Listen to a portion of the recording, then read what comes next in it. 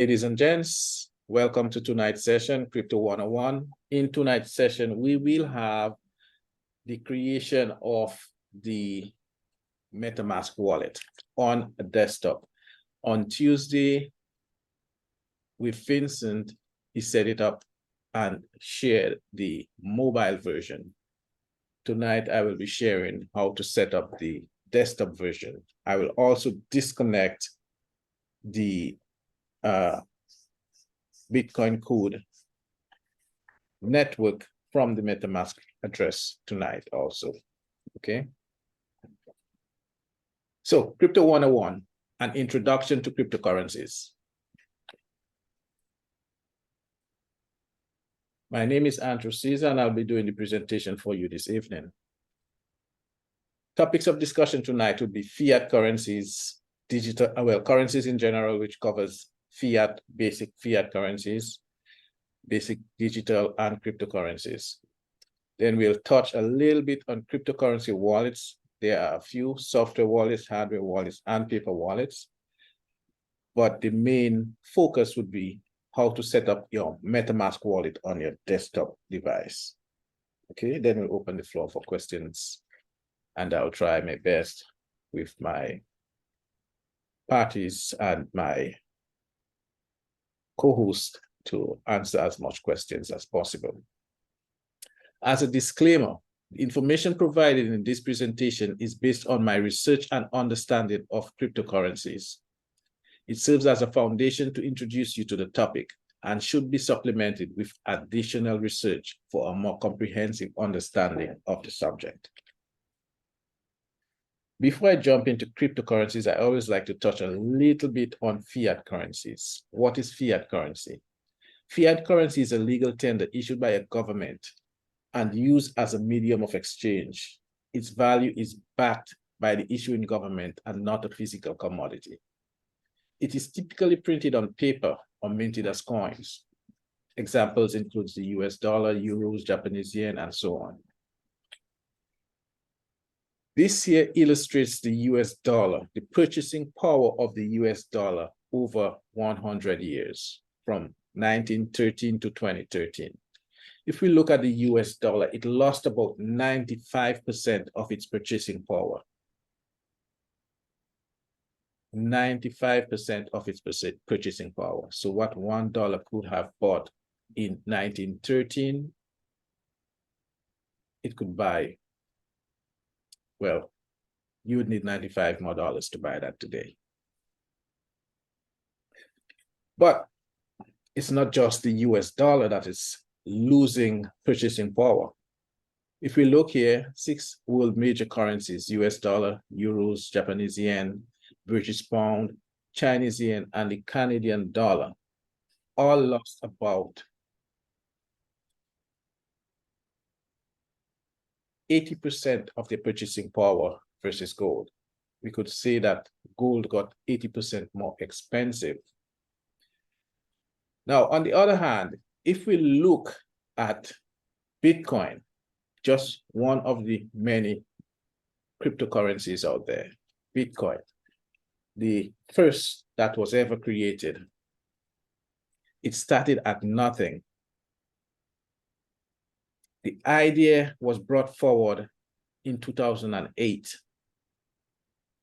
By 2010, the value was about 10 cents.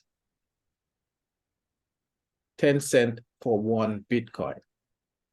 And if we look at this chart here, we could see in 2011, it already reached $16 for one. 2012, $250. By 2013, it was $1,100. It dropped again in 2014. Now, this is volatility at work. It's volatile, and there are some halving that occurs, meaning Bitcoin, the mining capability of machines, or the amount of Bitcoin distributed over the framework of the blockchain reduces by 50%. So in the beginning, it was 50 Bitcoins every 10 minutes. Every 4 years, that changes. So in every 10 minutes, instead of 50, it became 25. Then it went to 12 and a half. Okay? So that is what the halving is. And soon after the halving, or maybe give or take 6 months to a year after the halving, we see a spike in the value. This year, 2013, it went up to $64,000. I mean, $11,064 at its peak. It happened again in 2017. It went up to about $2,000. It happened again in 2020. It went up to $64,000. And we are anticipating it to happen again in 2024, which is when the next halving is scheduled to take place. And by that time, a lot of the people out there are guessing or predicting that it will get to about $100,000 or more. Now, I also have a few other resources that would get you a little more info into the cryptocurrency industry. CoinMarketCap.com, CoinGecko.com, and your financialfreedom.biz. If you look at CoinMarketCap.com, this is an old picture from last week, but Bitcoin, it would show you the price of Bitcoin, the hour change, the 24-hour change, and the 7 days change. It will show you the market cap. It will show you the volume traded in the last 24 hours, and then the amount of Bitcoin circulating. Okay. Here you will see the last 7 days, how it performed. CoinGecko is more or less the same. You have two options. You choose the one that best suits you. You may find certain things on one of them that is different or more user-friendly than the other. I will show you one of those in a few, okay? Now, more or less the same thing. The price, 1 week, a 1 day, 24 hours, 1 week, and the 7-day graph of what it looks like, okay? Then we have your financialfreedom.biz. This is basically a website I put together to help people get a little more understanding of cryptocurrencies and post or place information on whatever projects that we are doing. On the homepage, what is Bitcoin? If you are a newbie, this is a very good video to watch. And I will give a brief introduction of Bitcoin. In October of 2008, a white paper was released under an alias Satoshi Nakamoto, and that was the birth of Bitcoin. Bitcoin is a decentralized digital currency that operates on a peer-to-peer network. It is decentralized, meaning no government or banks controls it.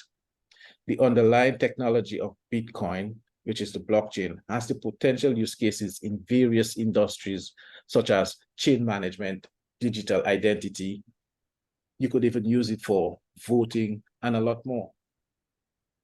Bitcoin is unique in that there are a finite number of them, 21 million, and there will never be any more.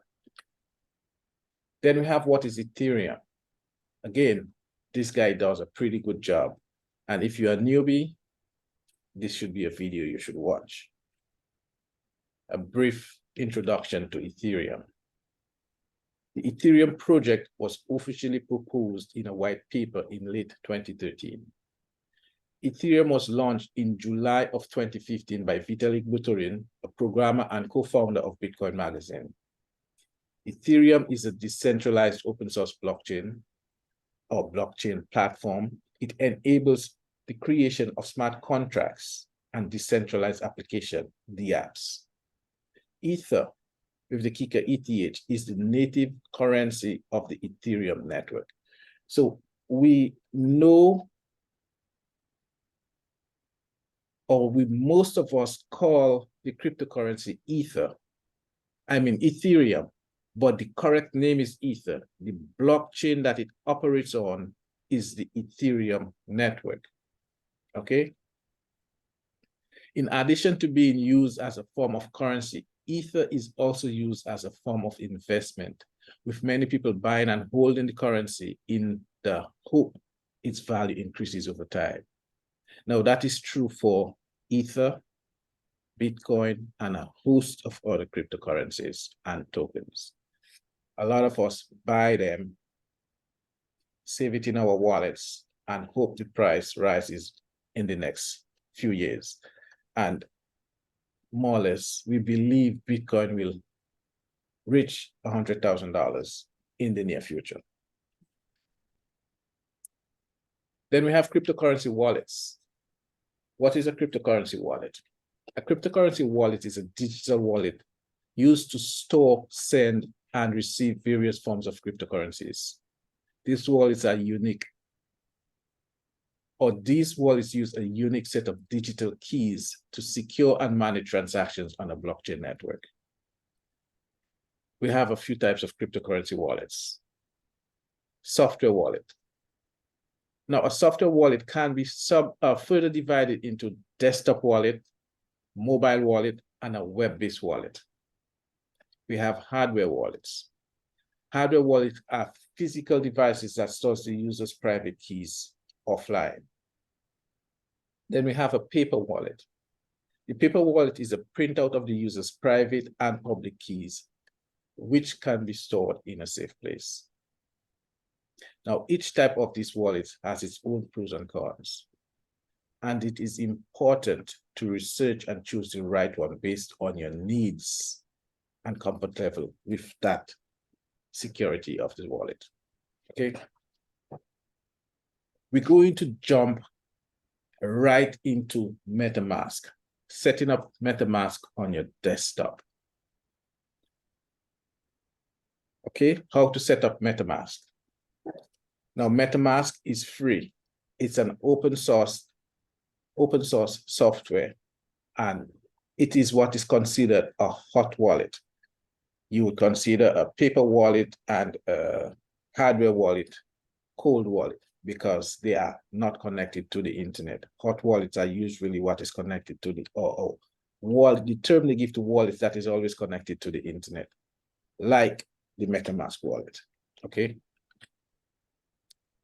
Let's go ahead and start the creation of a Metamask wallet.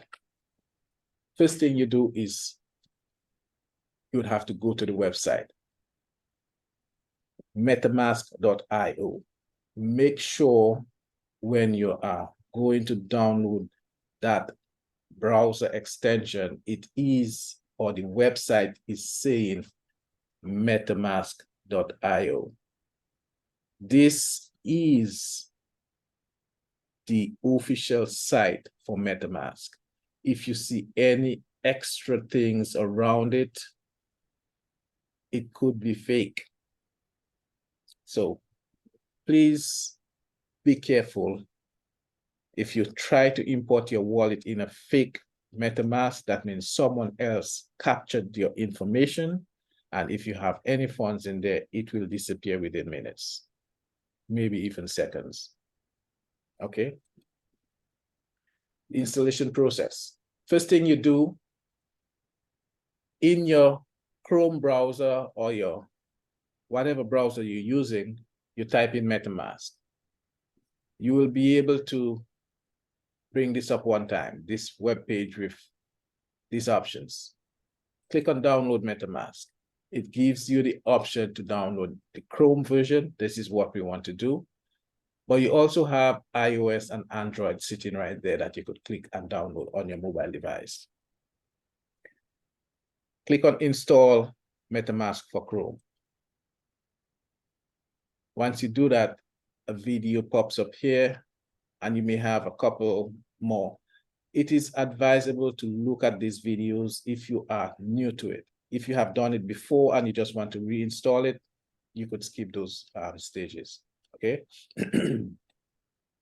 Then we click on Add to Chrome. This pops up. Once this pops up, you click on Add Extension. That's it. Your MetaMask is installed. Then creating your account within MetaMask, creating your wallet. If you want to import a wallet, then that's a different process. Well, you still have to go through the same initial phase, okay? Whether you are importing or creating a new wallet, you will see this option, okay? In this case, we will create a new wallet. Once you click on create a new wallet, they will give you instructions and they will explain different things to you. Please go ahead and read this information as it is very vital to you. Once you have done the reading, click agree. First thing they will have you do is create a password. It may say weak, but they will still let you continue. They're just letting you know that your password is weak. If someone should hack into your computer or your phone and your password is weak, it will be very easy for them to hack it, okay? Now, if it is strong, it will take them a little more time, but at the computing power these days, most of these passwords could be hacked within 5 minutes, okay? Again, they are giving you a video to look at. They are telling you how to secure your wallet. So as a newbie, you should follow those videos and understand what they're saying. Once you click next, they are about to reveal your seed phrase. What you need is a pen and paper. Don't copy, paste. If this is going to be a test, you could do whatever you want. If this is going to be your main wallet, get a piece of pen and get a piece of paper and a pen and write down your seed phrase. You will click on reveal. Now your seed phrase is there. Never give out your seed phrase or 12-word seed phrase to anyone. It doesn't matter. If this is your personal wallet and only you need to have access to it, do not share your 12-word seed phrase with anyone. Okay, I'm sharing my 12-word seed phrase, but this is a test account. So you could see it. You could go and set it up and you will find nothing in there because I don't use it for anything but as a test, okay? Once you have written down your seed phrase, they will ask you to put it back in the very next step. So this lady is writing it down. You should do the same when you are creating your wallet. You will have to confirm your seed phrase because they're not just telling you to write it down and then you forget about it. In this case here, you have to confirm the words that you're putting in. Once that is done,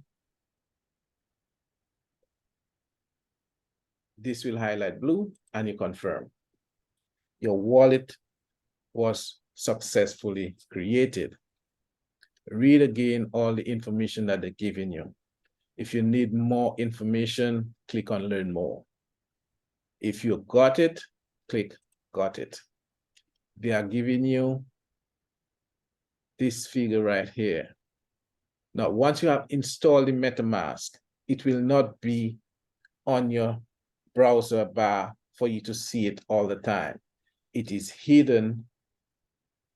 You would have to click on this puzzle piece. It will drop down. You'll see the MetaMask icon, and then you'll click on that thumbtack icon to place it at the top of your screen so that it is always there. And that would be it. Next, once you log into your wallet, they will give you some more instructions. If you are new, follow those instructions. If you know about it already, you're just reinstalling, go ahead and exit out. They also have some other options for you. enable smart swap, you could say no thanks, or you could enable it. What that does is gives you the ability to swap from one token to the next on the same network. So let's say you have Ethereum and you have USDT on the Ethereum network, or you need to get Ethereum USDT on the Ethereum network. You would have to have some Ether. Then you could convert it into USDT on the Ethereum network, and then you could send it to wherever you want. But Ethereum is a bit expensive, so I would use another network for that if I were to do it. Okay. Now your wallet is set up, and this is just showing the option to swap Ether. I have one USDT. It would show at that time it was 1,615 USDT, and it would change every few, maybe every 10 seconds, every 15 seconds, that would change because the price of Ether changes that often, okay? That's how people do trading and so on. Once you have done that, it would be able to swap. But you see, this account was a test account, so you need one more ETH to complete this swap. So I didn't have anything in there. I was just showing what could be done, okay? Then you'll have your wallet. That's it. That's what it would look like expanded on the screen. You have the small version that pops up on the side of your screen, or you have the complete view like this if you expand the view to view it on your whole page. I prefer this option so I don't have to have my glasses on all the time looking at the phone. Now, you have the name up here. You may want to change the name to give it a name because maybe this account you want it to be your main account and you want to add some more accounts for your friends or people that you manage manage a wallet for, okay? So you click on account details and then you put your name in the account and then you click up here and then voila. Your name is changed, okay? If you wanted to add another account, you could come to the same place by clicking the drop-down arrow right next to the name. It will bring it up. You have the option to, within the same seed phrase, add another wallet. In that case, whenever you delete and restore this wallet, you will not get the naming convention that you had, but you will get the wallets in the same order that you installed it, or they showed up the first time. It could be 5 years down the line, 10 years down the line. They will come in the same order, okay? So if I click add an account, oops, that is not what I was showing here. So you also have, if you click on add an account, you could add the account here, add a separate account. And if you wanted to, like someone else has an account and they say, okay, I need you to manage one account in that list for me, they would give you the private key and you have to click on import here and you'd import a wallet external from your seed phrase, and you could manage it within here. So you have two options. Option one, you do everything yourself and you manage it. Let's say you have a family or you want to manage it for your family. But if you have someone external that wants you to manage, you probably might want to create a wallet for them separate, and then you import it into here. In this case, you click in the import function and you'd put the private key in here, and then you would import it, okay? Once you put the private key, import highlights. If it is correct, if it is wrong, it will not highlight blue. You import, and then you get wallet number 2.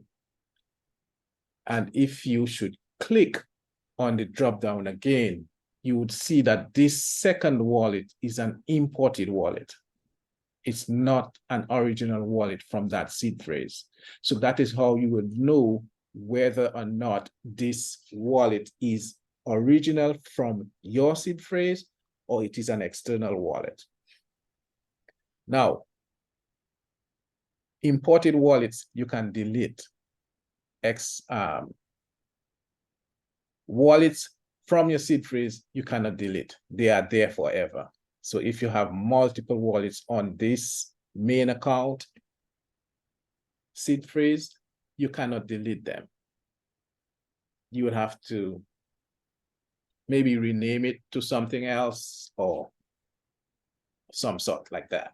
But you cannot delete it. You can delete the imported ones, not any that was created within the same seed phrase, okay? And you could rename it. I renamed this one Magic Rose in this case, or BTCC Rose, okay? Now, some people will tell you not your seed phrase, not your wallet. So if you're giving someone access to maintain a wallet for you, you have your seed phrase. Your seed phrase could give you multiple wallets. You could just say, okay, your main wallet is your main wallet. You want to maintain access to that for only you. You create a second wallet and you give them the private key from that second wallet. They could maintain that wallet for you, but you know the second wallet is just not yours, but you maintain access, the only access to your seed phrase, okay? Now, security and your wallets. Security is a critical aspect of cryptocurrency wallets as they store valuable assets in the form of cryptocurrencies. Some common security measures that can be used to protect your cryptocurrency wallet. Two-factor authentication. So if you have your Metamask, you want to put a two-factor authentication, I think that is possible. This adds an additional layer of security by requiring the user to provide a one-time code generated by an authentication app. And that is in addition to your password. Then you have encryption. Some wallets offer the option to encrypt the wallet's private key, making it harder for hackers to access the assets stored in the wallet in the event of a security breach. Now, one of the most important things also is backing up your wallet. You see, when you're setting up your wallet, you write down that seed phrase. That is how you back up your wallet manually. Try your best not to keep it online.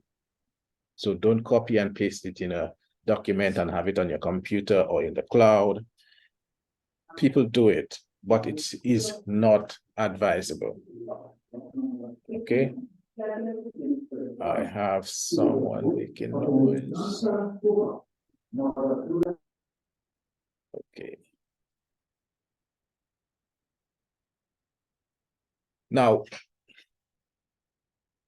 backing up the wallet private key or seed phrase can help to recover the assets stored in the wallet in the case the device is lost or stolen. So backing up is very important.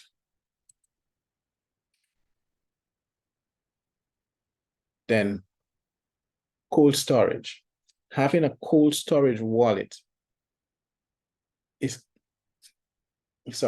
keeping the assets in cold storage, that is a hardware or paper wallet, can provide an additional layer of security as the private keys are stored offline and not connected or not ever connected to the internet until the person is ready to do a transaction. You have to be aware of phishing and scams. Now, be aware that phishing scams, fake websites or emails can try to trick the user into providing a private key or seed phrase, like the Metamask. If you don't go to the proper website when you are downloading Metamask, it could be a bugged software that will steal your cryptocurrency, okay? Use reliable and well-known wallet providers and never share your private key with anyone. So The reason a lot of people are using Metamask is because it is well known. Another one is Trust Wallet. There are a lot of well-known wallets out there, but if you find something new and looking fancy, stay away from it for at least 2 years. Make it prove itself before you use it, okay? Now, it is important to keep in mind, no security measure is foolproof. It is crucial to stay informed and take the necessary steps to protect your assets stored in your cryptocurrency wallet. In conclusion, as our society shifts towards a digital era, gaining a foundational understanding of cryptocurrency and conducting thorough research can give you a significant advantage over others. My goal is to assist as many individuals in recognizing the potential of the blockchain technology and cryptocurrencies through education on the basic fundamentals, like this evening. And this is it for Crypto 101 today. If you have any questions, now would be the time to ask.